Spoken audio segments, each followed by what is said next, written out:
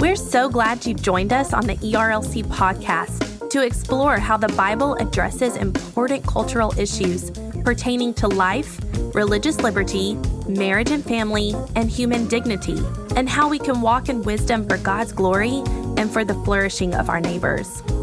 If you're enjoying this podcast and find it helpful, please leave a review wherever you listen. This will help more people find and benefit from what we're learning together. We are grateful for the time you take to join us for these conversations.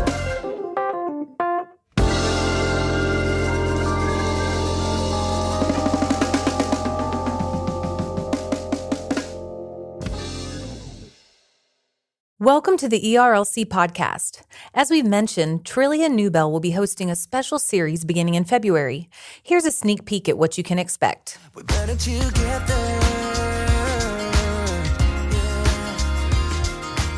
We are called by God and saved by God through Christ, then we should want to know God. And how are we going to know Him except through knowing His Word? You just focus on the goal. What are we trying to do? What are we trying to accomplish? What is our mission? And we trust each other. We've been put together to do this.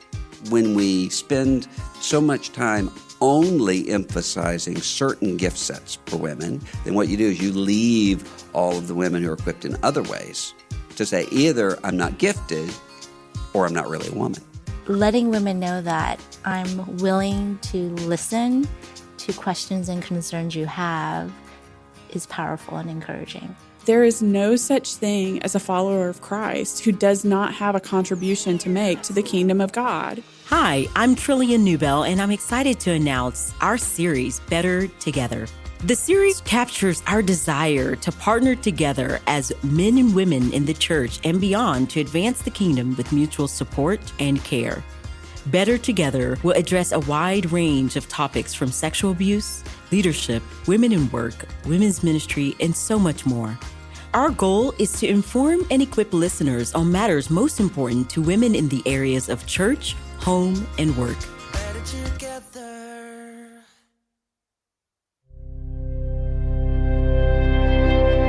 Christians often disagree about decisions that should be left up to personal convictions, and this includes education choices. That's why this discussion between Andrew T. Walker, Nathan Lino, Jani Ortlund, Timothy Paul Jones, and Dan Peterson is so helpful. Coming from different perspectives, they help us think through how to make the best choices for our children. We hope you find this episode helpful.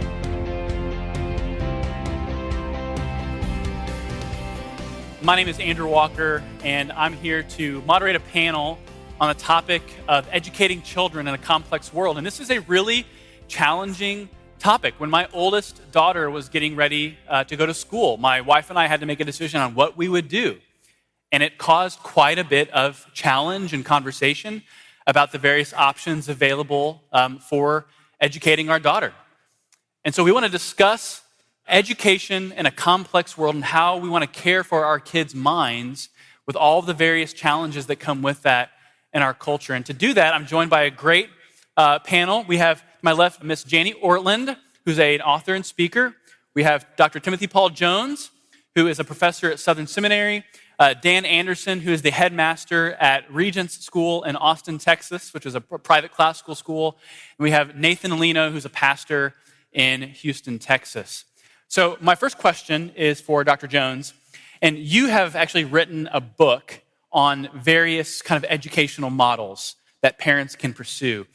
Can you walk us through kind of what are the main options available for kids, Christian kids, as far as their education? And I know you've done homeschooling and maybe something else along the way with your children. Talk about why you chose homeschooling. So first off, in terms of the options, the easy way and the way we organized it in the book, I think it was helpful for that, is public education, an open admission Christian school, that is one that admits believers and unbelievers, a limited admission Christian school, which tries to limit its admission only to believers, and homeschooling. But if I were to explain that to a parent in terms of their priorities and how they make the decision, I would actually arrange that a little bit differently. And I would do it in sort of imagine two different axes that are perpendicular to one another that lets us plot it on a graph. And I think there's one dynamic we could make that left to right one, and that is the degree of openness of the educational choice to your religious faith. So you might have one that is very low openness or very high openness to that. The other one, that sort of up and down axis, what I would say is that is the degree of involvement of parents that is possible. And I think it helps parents to plot that out and to think that at best what we want is something that is open to their religious faith and allows high parental involvement. And I think that helps us not to be dogmatic about what we're saying because of the fact that it may be in some instances you have a public school that is actually very open to their faith and is very open to parental involvement. Sometimes you may have a Christian school that may be open to faith but not open to parental involvement. And it helps us not to be so dogmatic about that choice, but to really think about what is our priority. Our priority is involvement and openness to them being able to express their faith. Now, we choose homeschooling, and we choose homeschooling for a couple of different reasons. I should say it's not pure homeschooling because we tried that 1 year, and the only thing that we or our children learned in that entire year was never to do it again in pure homeschooling. That did not work for our family. We do homeschooling with a couple of different cooperatives, Classical Conversations and Highlands Latin School as cooperatives in that. But the reason is just for a couple of them. One of them is all four of our children are adopted from very difficult backgrounds, and they were adopted older from difficult backgrounds. Each one has special needs of various types, and we really need to be able to tailor what we do to each individual child. The other reason is just because of the work that I do. I'm both a pastor and a professor. I want the flexibility to spend time with my kids because I like my kids. And so yesterday, I knew that today I'm going to be here all day, and then there's things coming up at seminary over the next couple of days. So I took the middle of the day yesterday to spend with my kids, and I couldn't do that if they were in a more typical school environment. So a lot of it is our personal choice because I want to be able to spend time with them, and given the schedule I have, it would otherwise be difficult. Jani, all of your children are grown. Yes. And you told me backstage that you had all of your children educated in public school, and you're a public school teacher. So can you talk to us a little bit about how you made the decision, you and Dr. Ortlund, to have your children in public school? And what was the thinking behind that? And what type of experience did you have? And were you pleased with what happened? I'll start with your last question. We were pleased. I don't think looking back we would have done anything differently. That was back in the olden days. Our kids are in their 40s. So they went to school. We sent them all to public school, both overseas when we lived in Scotland and then back in the States, in 2 different states. I taught in one of the school districts where they were for 9 years. One child did go to private Christian school when my husband became the pastor at that church, and it just seemed to work out better if the pastor's kid went to the church school. It was better for our child as well. We chose that because it was the best option for our family and for our children. At that point, I needed to work full-time outside the home for us to be able to stay where we were as a family. And so that's how that worked out for us. Dan, you're the headmaster of a private classical Christian school. And we know that questions of Christian education can be really kind of contentious in a local church about some families pursuing X, another family choosing Y. But you're at a private classical school. I guess, what would you promote or argue is the best reason for a private Christian school type education? Well, first and foremost, I really appreciate the comments before me. And I am a product of a public school environment. My mom was actually a 30-plus year public school educator. So one of the things I would really encourage parents to think through on this is I'm not necessarily so much concerned as the environment as I am as parents abdicating the responsibility to whatever environment they have them in. And that to me is the core of it.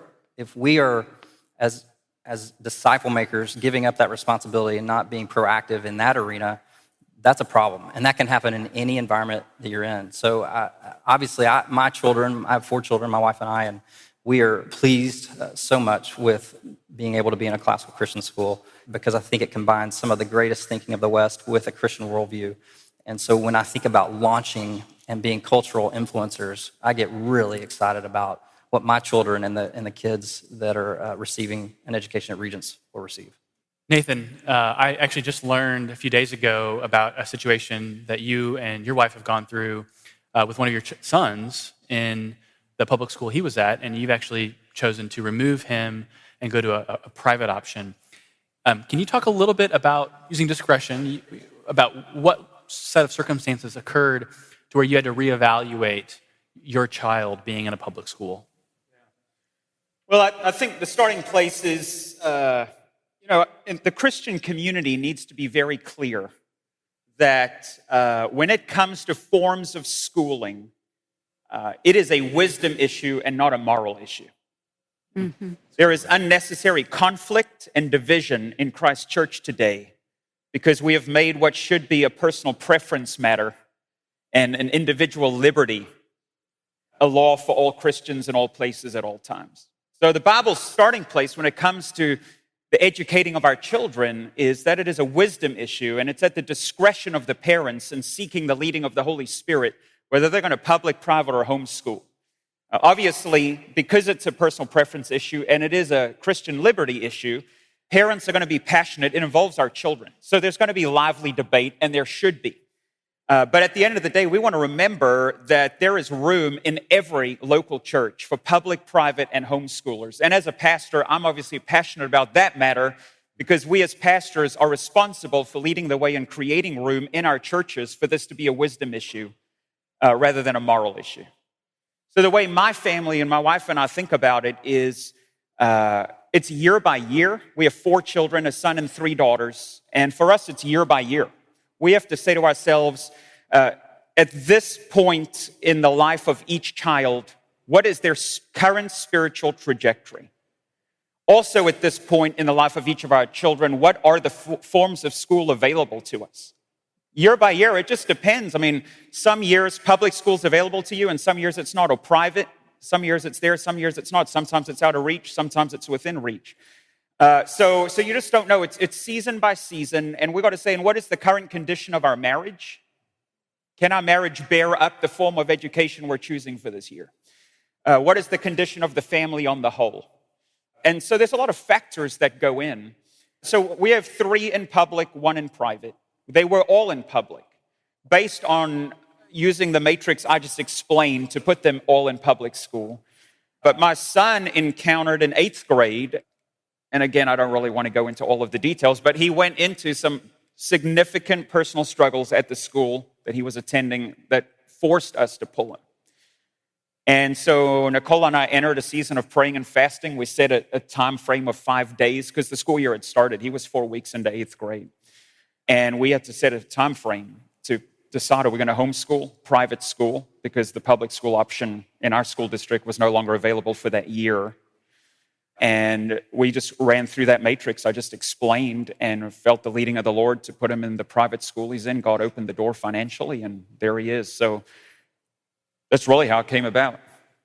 So this question is for the whole panel, and it comes down to the level of kind of the purpose of education and the worldview behind education. But what should parents be communicating to their children about the purpose of education so that education and schooling doesn't just become a Monday through Friday rote activity? So what should they be communicating to their kids about why they are going to school? I think one of the important things is make sure you have a purpose for your parenting to begin with. I think we need to go down to a more fundamental level before we even can get to that.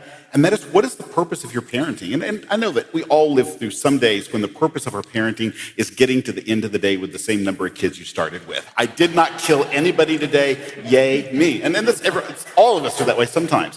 But the truth is, we need to have a purpose for our parenting that we communicate for our children. And one of the things I say to our children, there's just some phrases I'll try to build into them, that my purpose for you is to leverage your life so that people in every nation can hear the message of the King of Kings. Or I'll say something like, when they say, what should I do when I grow up? I'll say something to the effect of, I would rather you be on the other side of the world in God's will than next door to me outside God's will. And I'd rather have you in a grave in God's will than in a mansion outside God's will. That's what I want them to get. I want them to get that type of a passion for the nations. Well, when that comes to our education, then what that should naturally flow into at that point is that we should educate them in a way that we want to leverage their lives so that people in every nation have an opportunity to respond in faith to the rightful King of Kings. We want to leverage their lives that they seek God's will at all cost in that. And I say all that because it is so easy to fall into the world's mold of the reason I am putting my kid in this particular type of education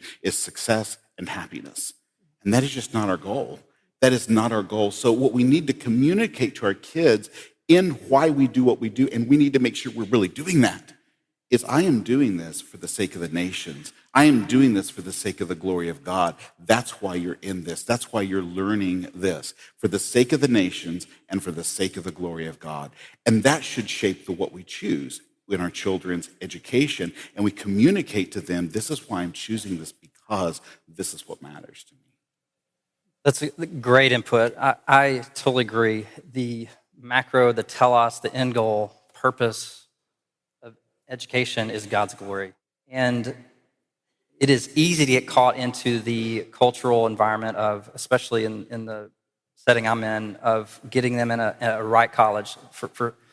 For many, that is the purpose. That is the goal, because that translates into a good job. And that is a myopic view of education.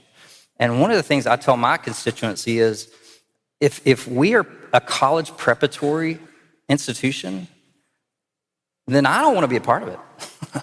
I don't want to be a part of a school that is just training for the next 4 to 6 years of their life.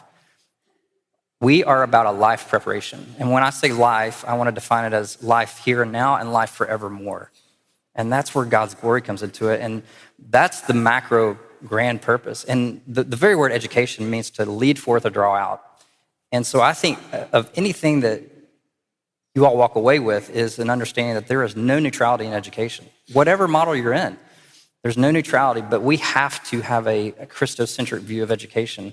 And it is in pursuit of glorifying Him. And that sometimes goes against what the world says. So actually, Dan, I'm going to come back to you. My impression of Christian education growing up in my context was where it's where parents sent their children if they didn't want their children exposed to the world. So it was culture is bad, the world is bad, and so we're going to retreat. What do you say to those types of accusations, that that's what Christian education is about, that it's anti-intellectual, that it's anti-culture, that it's about just kind of retreating into ourselves? Well, sadly, those models do exist, and that is sad. I'm fortunate never to have been a part of one of those models, but I would say our theology is wrong, is probably what I would start with. And by that, I mean, the problem is not outside of us, it's within us. And we need the gospel in and throughout education. And it was funny, last year I was asked to write an article on excellence, defined biblically. And I'm so sad that I'd never explored that word with a biblical understanding. And what I came to was 2 patterns in Scripture. One, throughout the Old Testament, with the Queen of Sheba in 1 Kings 10. It talks about she heard of the fame of Solomon and she went to find out. She had heard about him from far away, so she had to go and explore. And what she recognized was their happiness. She recognized that their servants were happy and all these amazing things about Solomon's wisdom. And so she saw excellence. So I think the reality is culture can recognize and substantiate excellence, whether you're a Christian school or not. And lastly, in the New Testament, there's an inextricable connection between love and knowledge, and thinking. And so when the Apostle Paul uses the word excellence in Philippians 4, the word actually means it lassos all the classical virtues into one word. And that's a beautiful picture of excellence. And so when we think about these things, we are not at all anti-culture. We're not retreatists. We are actually sending them in for a lifetime of service into the culture in which they exist. Daniel's another example of that as well. So, Jani, my next question is for you. And as children get older, what advice would you give to parents as kids become teens and start thinking about kind of their longer educational plans? Well, I would start before they're teens. Start when they're 2 and 3 and 4 and 5 and speak into them the wonder of the world around them and how fascinating it is to learn about the world, because that's how you hear and learn about Jesus. And I would take it kind of, in our family, we took it in 3 areas. We took it just our culture as a family. We tried to expose our children to different kinds of education. Both their daddy and mama were getting graduate degrees while they were growing up, so they understood there were certain universities we were going to. We'd bring them there. We'd bring them to different colleges. We'd have college students in. We'd talk about, I wonder where God might want you to go to college. Or, that was such a good story you wrote. God's given you a wonderful gift with words. How's he going to use that in his kingdom purposes? So we do that culturally. We do it spiritually. I mean, where a child goes to college, that's really an important decision. And when you think of it after accepting Christ, we kind of put it in the area if you have 2 more really important decisions, where you're going to go to school for college and who you're going to marry. And so we began teaching, how does a Christian follow the leading of the Holy Spirit? We'd memorize scripture. We'd do during family devotions, talk and pray together. And then financially, we had to bring that in as well, because we had several in college at the same time for a lot of years. And so we worked with them through that. And we required a certain amount of work. 10% was tithes. Each year, more percentage went to their college savings, and the rest was spending. And they were required to pay 1/4 of their college degree costs. We paid 3/4. So that's how we did it in our family. Nathan, my next question for you is, so I threw the bombastic accusation question about private school to Dan. My next question is going to be the bombastic one for you about public school. So there are a lot of critics of public schools who say you're handing your precious children over to the pagans, you're going to have your values undermined, you're just inculcating them the values of secularism. So how do you respond to those types of accusations? And then how do you equip parents to be aware of the fact that they have to be cognizant of what values their kids are learning in the public square? I mean, these are issues where, I grew up in a context where my parents didn't really have to evaluate what I was learning at school ideologically, because I grew up in a context where the culture more or less shared the same presuppositions as my parents. Yeah, it's a great question. I just want to begin by saying, while I do believe that it's personal preference, whether you're public, private, or home, parents do have a bent towards one, and mine is to public schooling. Like, if it's stock, I'm buying. We're very enthusiastic about public schooling. We love it. We just really like it. So I think what parents sometimes forget is the scriptures tell us that the home is the nexus of discipleship, not necessarily education. So every Christian should be practicing home discipleship. Some should be practicing home schooling. There's a difference. While education and discipleship touch each other, they are not synonymous. So each parent must discern which form of schooling is the tool that will facilitate my child and their formation of the Christian worldview. And so for us, it's public schooling. So we've had a great experience. It is very secular. I'm not going to lie. Our kids go to school with transgender students, with LBGT instructors. It's a secular public school. And I would say if parents are going to public school, you still bear the responsibility of home discipleship. You are, in a sense, homeschooling in that you have a responsibility to unpack your kid's day, debrief, instruct, shape, correct, etc. So for us, what that looks like at a ground level is one of our core values as a family is we eat dinner tonight. We are all around the dinner table 5-6 nights a week. And that meal is not to consume food.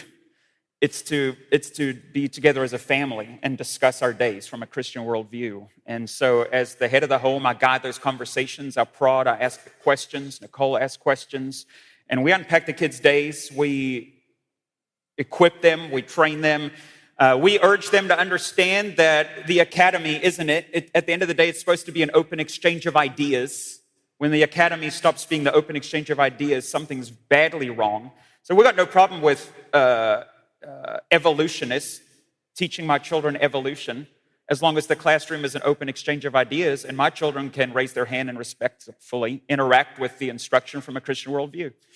So we are proactive as public school parents of making sure their schools are a place of an open exchange of idea, and when necessary, we go to the school and deal with the teachers and principal to ensure it is. And we've had some interesting moments. My son in second or third grade had a teacher for an academic class who was simultaneously the sponsor of the Green Club. And at their school, every morning after they do the Pledge of Allegiance to the United States, they do the pledge to Mother Earth. And I pledge to honor Mother Earth, and she's going to look after me, and they do all this jazz. And so the sponsor of the Green Club happened to be one of his academic teachers and did a whole lesson on what we would consider an anti-Christian worldview of the environment. My son raised his hand, interacted with her. Her classroom was not an open exchange of ideas. So she was waiting for me on the curb at pickup time, and the parent line comes over to my window. And we had this big old awkward public conversation. So, public schooling for a Christian parent is not for the faint of heart, but we love it. It's fantastic. It's exhilarating. And so it's really good. I'm buying public schooling. My next question is for the whole panel, and it's a pretty serious one. So what are some signs that the educational model that some families might choose for their children, it isn't working? So what are some signs they should be aware of that, okay, we've chosen this route, something's not working, we should do something else? What signs should families be looking for? Well, the signs we noticed in our son, just speaking from personal experience, that public school was no longer working, is his personality began to change. He's very vivacious, outgoing, engaging of whatever environment he's in. He became very withdrawn slowly over time, even at home, disengaging from family time, dinner time, those conversations we would have. He was not engaging like he had in prior times. We noticed it affected him spiritually. His spiritual interests began to decline simultaneously. He was losing faith in the belief that God loved him. And he was becoming a shell of himself. So when we saw a personality change, spiritual decline, disengagement even from the family, we knew there was something, he was hurting very badly deep inside, and that's what led to us making quantum change in his life. Mm-hmm.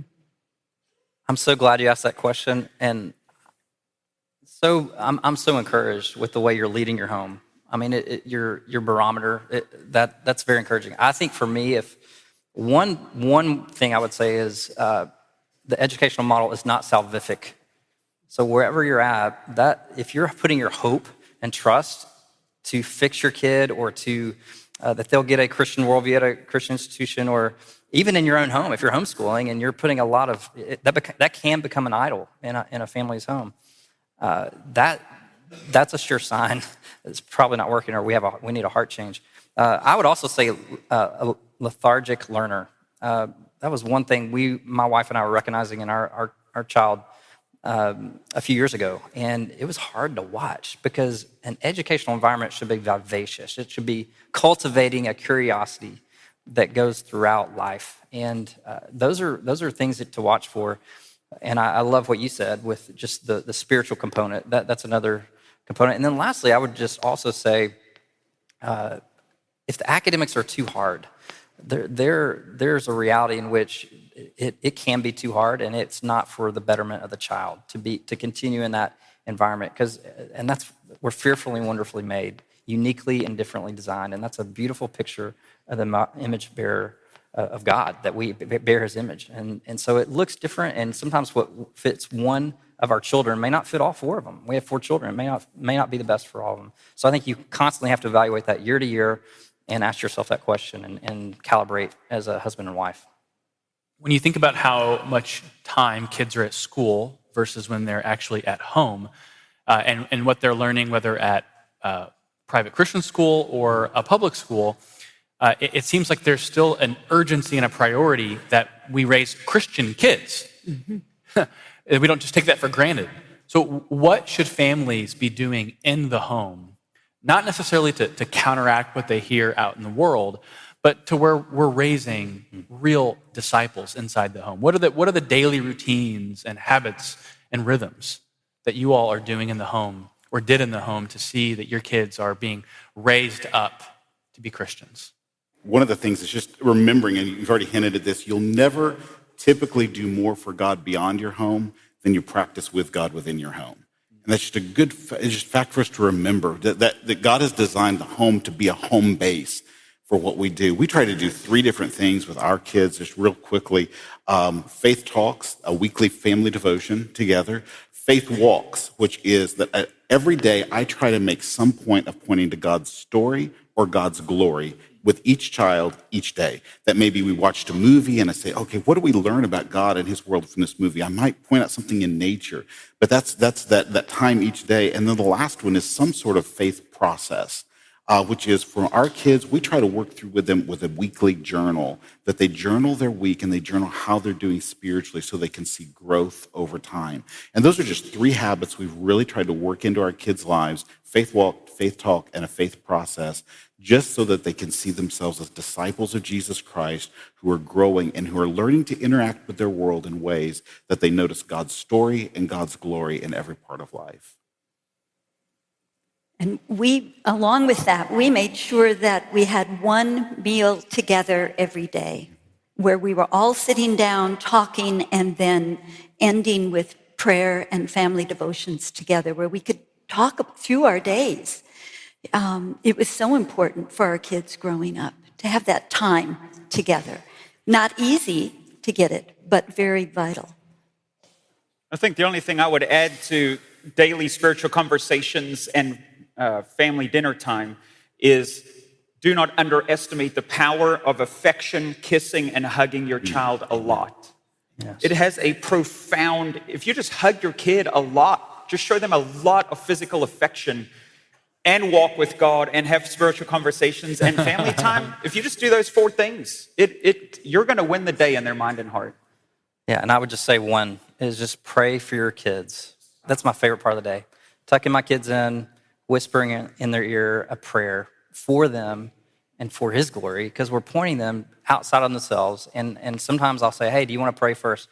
So I'm teaching them to pray as they end their day. And that, man, I love that. And I agree with all the panelists as well. You have to be intentional day in and day out. That's what Deuteronomy 6:7 says, as we walk about the way. Yeah. Well, this has been so helpful, and thank you for sharing your wisdom. And would you join me in thanking them as well?